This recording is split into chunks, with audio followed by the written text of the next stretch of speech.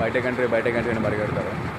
నేను సిటీకి అవుట్స్కొస్తూ ఉంటాను. మా కంపెనీ వచ్చేసి, మా కంపెనీకి పవర్ లేదన్నమాట, కరెంట్ లేదు. సో ఇది ట్యాంకు. డీజిల్ అయిపోయిందంటే ఖచ్చితంగా ఫోన్ చేసి డీజిల్ తెప్పించుకోవాలా. 1000 లీటర్లు పడుతుంది ట్యాంకు.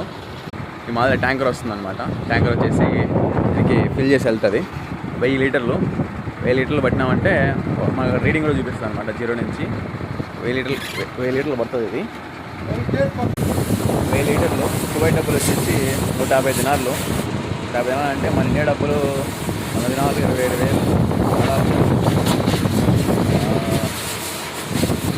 35,000 రూపాయలు పడుతుంది. 37,000 రూపాయలు పడుతుంది ఇండియా డబ్బులు వచ్చేసి. 1000 లీటర్లు డీజిల్ వచ్చేసి ఇంకా వేస్తాం. ఎండ చాలా తింటాం. దుమ్ము వేస్తాం బయట దుమ్ము కూడా వేస్తాం చూడండి.